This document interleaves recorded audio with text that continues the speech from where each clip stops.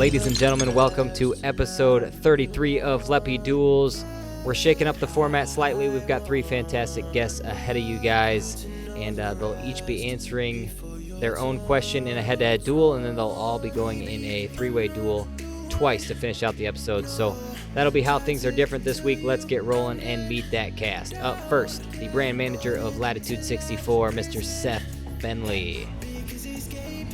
Battling in our second challenger spot, the brand manager at Great Lakes Disc, Brian Frawley. And rounding us out after joining us on his solo episode last week, DGA's Trevor Harbolt. Thanks for being here, all three of you guys. Excited to get this thing rolling. First question of the episode, Seth, you're taking on Brian. Seth, you will be leading us off. Devil's Grove Disc Golf in Maine raised over $26,000 to support victims of the shooting back in October. Awesome stuff from them. But what was the biggest takeaway in your mind from this whole fundraising ordeal, Seth? Yeah, now that it's the holiday season, I think I'm going to just sort of take this straight up and say something pretty mushy, in that it was great to see the entire community come together around something. I think that something that stood out to me is that very early on in the process, Aaron Wilmot at Thought Space Athletics reached out to us at House of Disc and specifically Latitude and said, hey, what can you guys contribute? Here's everyone else who's already on board. And just knowing how many manufacturers were already on board very early on in the process, and then to be able to come in and be on board and then look at that final list of everyone who contributed. It wasn't just the industry, but it was pretty much everyone that we've seen to participate in disc golf. And I think all of that coming together all the way down to like even LL Bean is a pretty exciting thing to see people come together to support such a sad occurrence around the holiday season. Brian? Yeah, I think my biggest takeaway from this tragic event is the support of the community, but also the instant awareness of more than just a disc golf event. It wasn't the announcement of a signing or the finishing of a large event, tournament, or a major or anything like that. It was a community and a group rallying to get something done for their community, and then it was exposed right away through various social media links, the local newspapers, blogs, and it's been talked about on podcasts. And the things that are going to come out of that is more exposure to our pastime, our fun thing that we do in the woods. So I think the media thing was my biggest takeaway of how much it ran with it like wildfire. Okay, so obviously the overarching theme here is that the support for after a tragic event like this is fantastic. But you guys did take a different spin on the question here. So differentiate yourselves in that regard. And Seth, tell me why you deserve to win the duel here. Top us off. Yeah, so I think the thing that's really interesting about this is that, especially if you know the area of Maine, they're very self-sufficient. They want to keep to themselves. They want to do things for themselves. So to see even a main company like ThoughtSpace sort of reach out to other manufacturers and say, hey, how can you help contribute? And them not just put their name on it, I think was a really big deal to me. More importantly, I think that with anything like this, to Brian's point, the media is going to follow. But for me, what really stood out was the amount of companies that got on board, and got on board without really any conflict or concern about how it would look that they're all working together. Well said, Brian. Yeah, I think to Seth's point, it definitely was wonderful, and everything was very good from the manufacturers. But we have smaller stories like that every month, and especially in the great disc state of Michigan, we have Disc Golf for a Cause, who does everything from adopt a family at the Christmas time to help out families of past disc golfers. So we're not afraid to asking manufacturers for help here, but you don't hear about those types of stories, even though they're donating hundreds and thousands of dollars a month. We heard about this one because of what it was attached to, the tragedy, and how fast it got out there. I think that it was really important for us as a movement to notice how fast this went out and how we can use media to spread it even more the next time something like this happens. I love both the takes there. Again, shout out to Devil's Grove Disc Golf for for spearheading this whole thing. I think the key point to separate your guys' arguments is the self-sufficiency aspect, talking about Maine. I'm glad Seth brought that up. I think that's important to hammer home. They could have just kept this local. ThoughtSpace could have just run the thing with their name. I love that you said that, Seth. You're going to take the point here to lead us off. All right, Brian and Trevor, you guys are up next. The Open at Austin is returning to Harvey Penick for the Disc Golf Pro Tour that just got announced a few days back. So that particular tournament had several negative reaction in 2023. So in your guys' mind, what needs to change in 2024 for this event and this course to be a success, Brian? Yeah, so it's a great question, and unlike Trevor, who doesn't remember anything negative about it, I do remember a lot of negative things about it, especially because it was so early in the season. The first negative thing that we noticed is just how it didn't look great on coverage. It wasn't pleasing to the eye. The odd OB lines, the spray painted circles, the bunkers versus that are safe versus not safe. It wasn't visually appealing. And to give you a reference from a factual standpoint, how we know it wasn't visually appealing is because we saw a Jomez recaps, round one, round two, continuously go lower. And then also, more importantly, we saw that was early in the season in March. And you look at some of the later events at Maple Hill, they already have doubled them up as far as rounds watched and views. So it just wasn't pleasing to the eye. And I hope the thing that they change is better camera shots and less paint on the course. All right, Trevor. I like how you try to just call me out right there, right? Like you just completely try to call me out like I don't remember anything. But I'm glad you got to go first because I remember my biggest complaint about that course was how ugly it looked on film. I do remember that distinctly because the flyovers, it just looked brown. It looked like a desert. It really didn't look, aesthetically pleasing. But I do remember some of the players complaining about it. And I did go on YouTube while you guys were doing your thing and look up some comments. So there were a bunch of holes there. And I do remember that it was just not the typical kind of golf course that some of these players are used to. And I think the players hated it more than the fans hated it. Just because it's not the typical type of golf. It's not throw as hard as you can. It's manipulating your disc. It's using speeds of your disc. It's using angle control. And a lot of people just want to throw over top and get over the small trees in Texas. So there's so many reasons why they probably should change things there. But really, I think they just need to add a bunch of Mandos so the players can't throw over top. All right, add Mandos and make it more aesthetically pleasing and add some paint. So we've got some different takes here. Brian, double down on yours. Yeah, from the viewership standpoint, especially let's look at hole one in my short rebuttal. Hole one was a par three. It only had 7 birdies in round hole one and played way over par. That's not a great start of things to watch from a coverage standpoint. I think you pull the tee pad back, push the basket back, and make it a short par four to start with those 2 tight OBs on the left and the right. I think that would be a better view to start. Trevor, bring it home. I mean, we have DDO has the whole one where you just either get it on the green or take a 4, no matter what. So that argument really doesn't matter to me. I think what it needs to happen is they need to make it a little bit harder so the players can complain just a little bit more. Because disc golf isn't just about throwing as hard as you can and hitting putts. It's actually about throwing the disc through woods, manipulating your disc, and using the speed control of your disc. I think they really don't need to change much besides making it look a little bit more aesthetically pleasing. And I do agree with Brian on all of that because it was an ugly thing to look at. All right, Trevor, I'm getting nitpicky.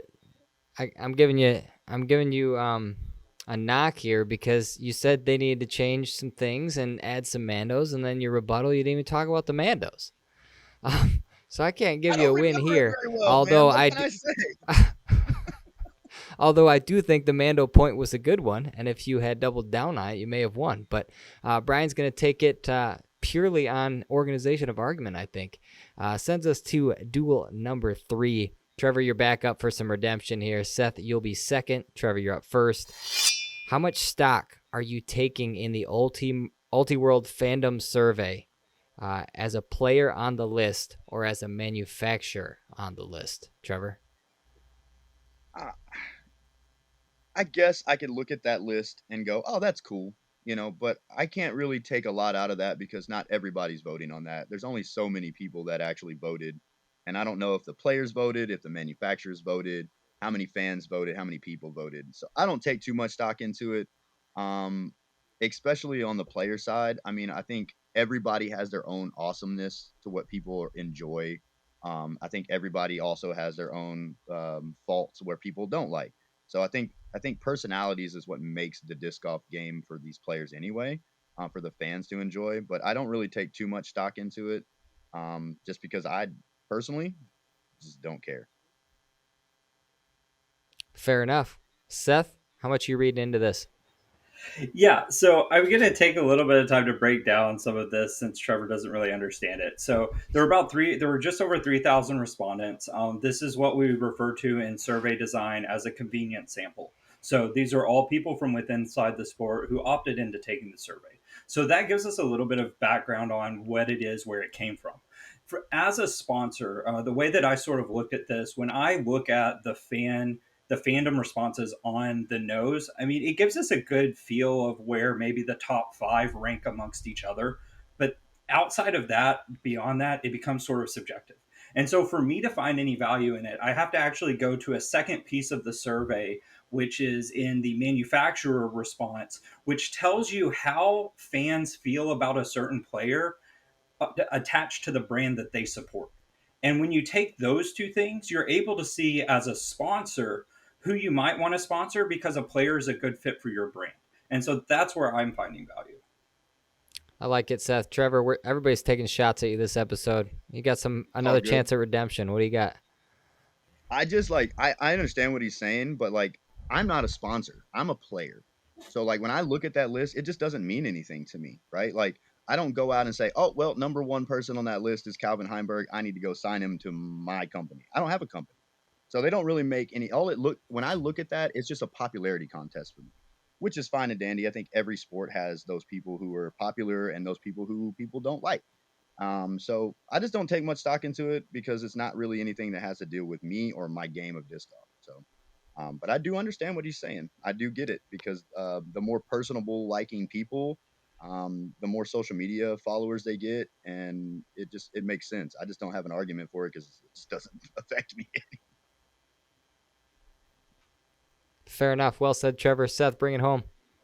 Yeah, so as a manufacturer or a sponsor, obviously I laid out some of the reasons why it's really important to us, or I shouldn't even say really important, but it's at least useful for us. I think from a player standpoint, the one thing that it does show a player is whether or not, if they want to, I think to Trevor's point, they want to improve their likability or create more fans or really see where the fans see them in light of how they see themselves. And so I do think that while it might be a smaller sample than what we would like, it is useful for a few different aspects. So Seth is taking some stock in this. Trevor says, I'm not taking stock in it at all. And although Seth's argument was more drawn out and logic based on the statistics and the numbers in front of us, Trevor, I think your point is very valid, but I can't give you the win. Seth's going to take this one.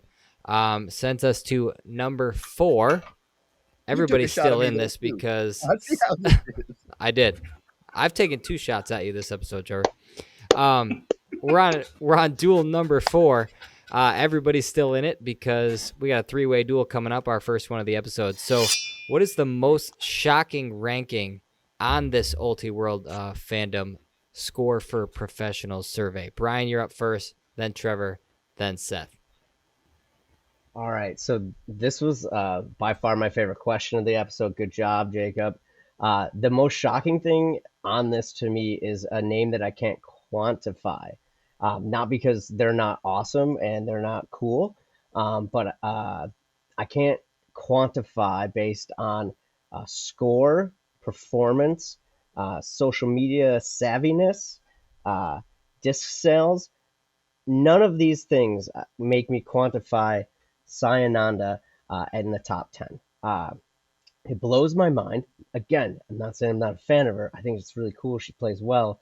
But from a mathematical standpoint, she's only in the top 10 of one of the FPO UDIS stats. She does not have multiple signature discs. There's not a ton of sales, at least coming through my store personally.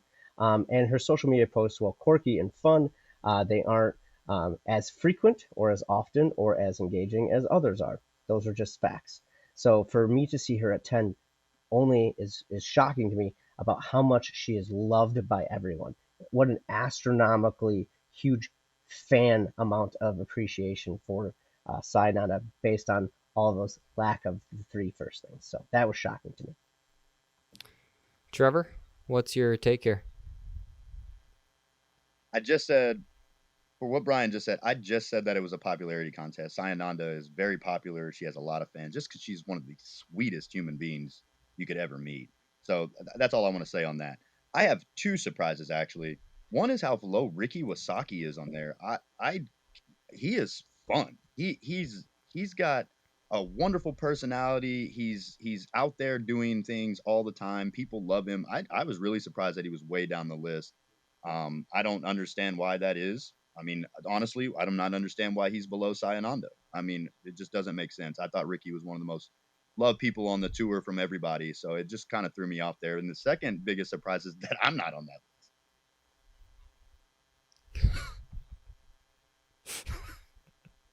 that All right, Seth, round this first part of this question out. Yeah, so I'm actually going to sort of follow through on what Trevor said, except take a few more bigger names. For me, the most shocking thing is the names that are missing. And the reality here is that it's a flaw in the survey design where all they did was put a list of names, but they didn't actually have a requirement or expectation of where they were pulling those names from. So they missed players like Alexis Mondahano, but had her sister. They missed Rebecca Cox on the men's side. They missed Trevor. They missed Jacob. They missed Linus. They missed a lot of several like really highly rated players in their own countries that are out there on coverage. And I think to follow up on what the other two guys said, I think Ricky sort of they covered this in a letter in a later section of the survey.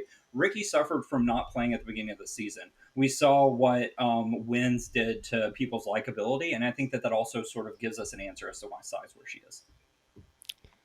All right, Brian, you're up first on the rebuttals. Yeah, Ricky dropping significantly from 2022 to 2023 isn't that shocking because of the data that was laid out early on in the or later in the article that he didn't play early in the season. But I also think it has a lot to do with something that we're not talking about, and that's Ricky isn't on the contract year. Ricky didn't switch, and Ricky didn't win a major. And those are all things that bring a lot of attention to him. Specifically, when he wins, he's great. When he signs contracts, it's great. There's helicopters. People are excited. But there wasn't a lot of that this year. Although he is engaging to a certain extent on Facebook, he's not producing a ton of content like Simon Lizotte, and he's not the face of his company always. And we'll lead on to that some other time. Trevor? I just like how his rebuttal was another shot at me. Like, not even anything about Seth. It was just all about what I said with Ricky Wasaki. That's fine. There's another big surprise for you. Or it isn't actually. Another surprise that I have, and I'll just say this, is how far Corey Ellis is down. Winning a big major, seeing his story, the story of the drinking alcohol most of his life and giving it up, and all of a sudden his game just rising really big. That's something that surprises me. Maybe it's because I'm a friend of his, but really, going back to the last question, I don't take too much stock into this too much, really. I just was surprised that Ricky was so far down the list because he's a really popular player. But that's really all I got. I'm just, it has really no effect to me, really. I just don't know why I'm not on the list. Seth? Okay, so I love batting cleanup here. So first off, Trevor brought in an argument that was like people aren't on the list, and then he didn't really reiterate it other than sort of just talking about how he doesn't understand the survey overall. Brian brought in Cy and instead spent most of his rebuttal talking about Ricky. And so when we look at this overall as a whole, I think what's clear is the most shocking thing is the people who are missing and how they aren't being represented, which overall sort of shows some of the flaws in the survey. So, Seth, I love your point. I think that's an outside the box answer that I necessarily wasn't expecting.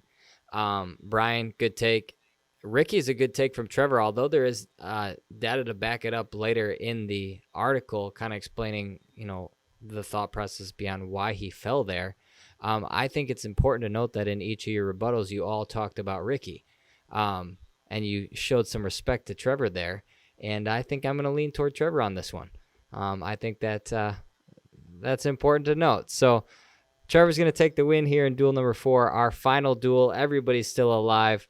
Seth's at 2, Brian's at 1, Trevor's at 1. Final duel. Which manufacturer is getting the most unfair fandom rating as we continue to hammer home the Ultiworld Survey in this episode? Trevor, you are leading us off, then Seth, then Brian.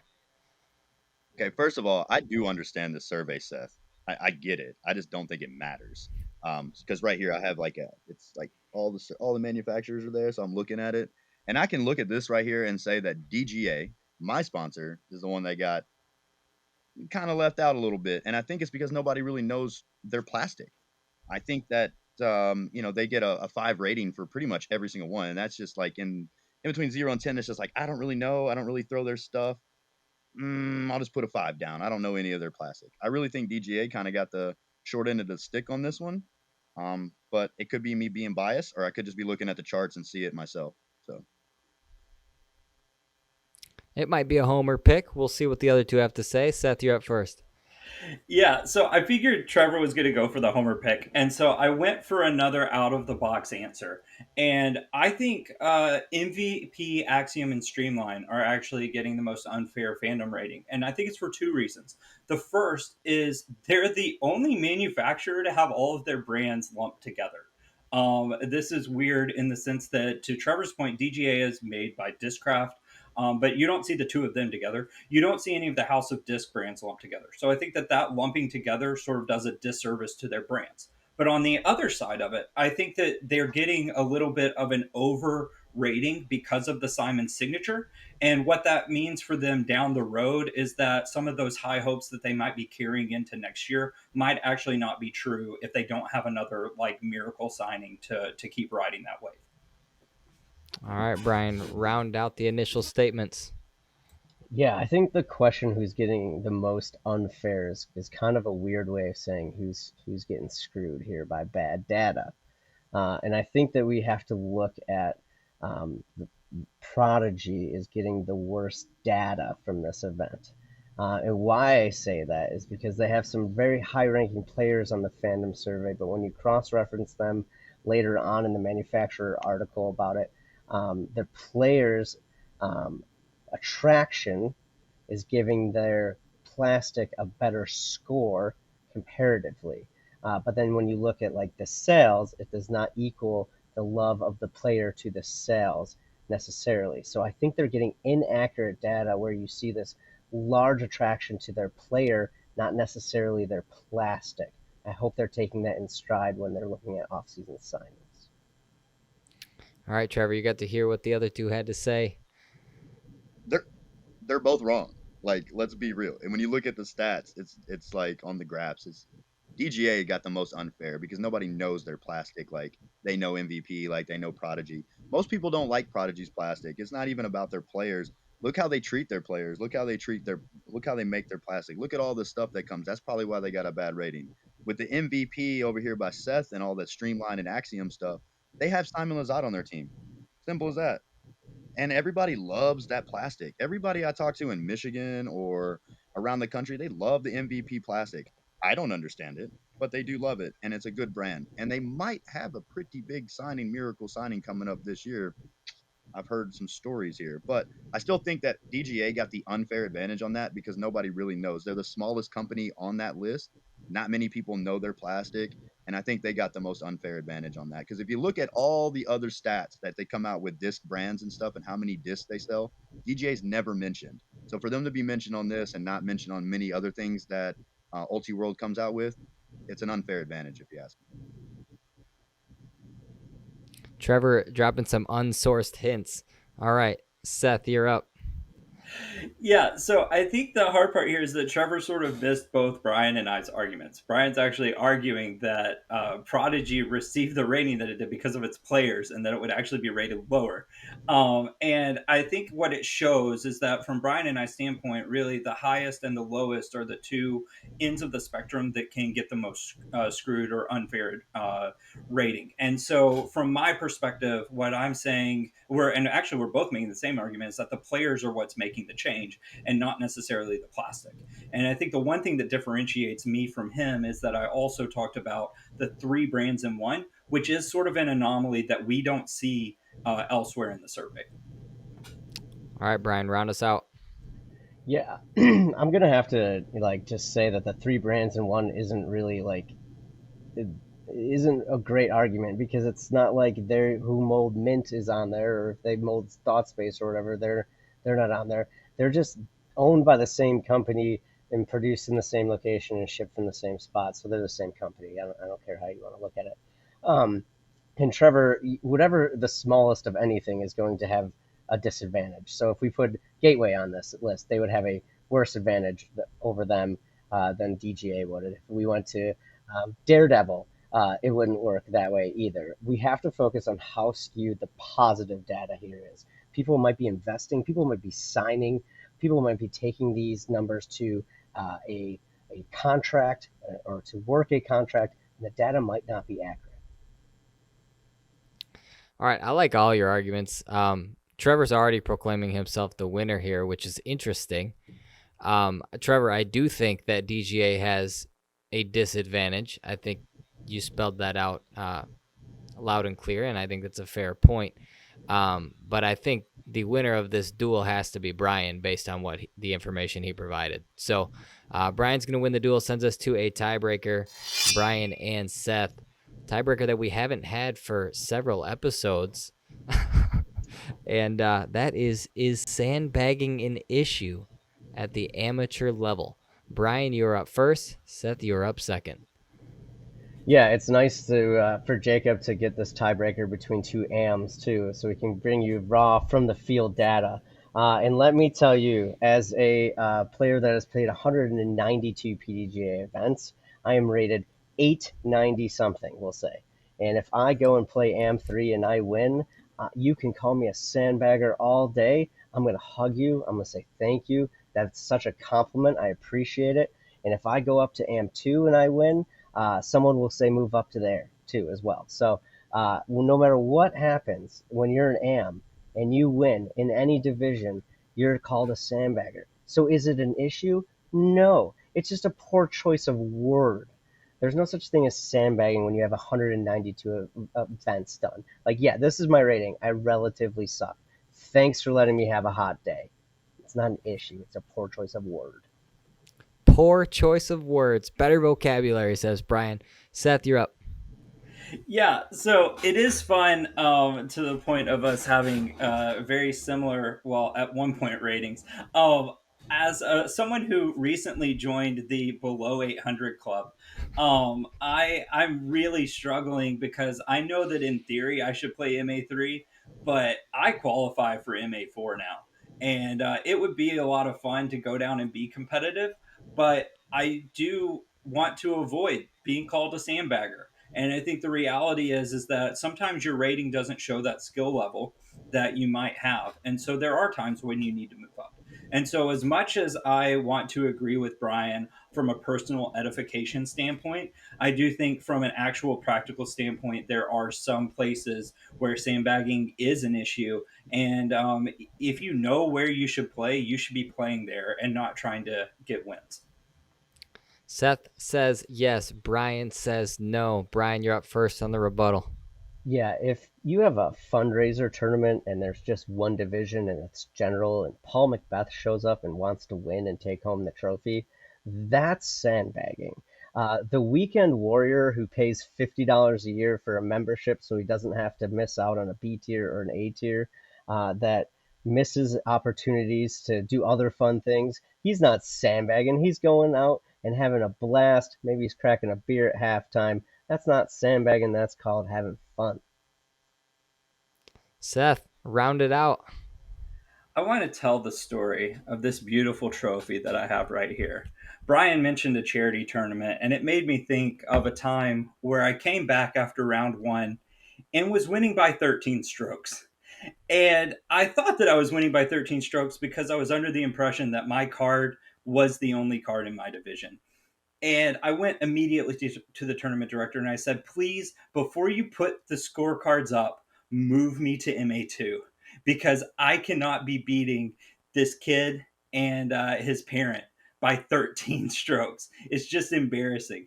And come to find out that there was two other people playing with some MA2 players that were in my division. And I ended up only winning that day by a few strokes and not 13.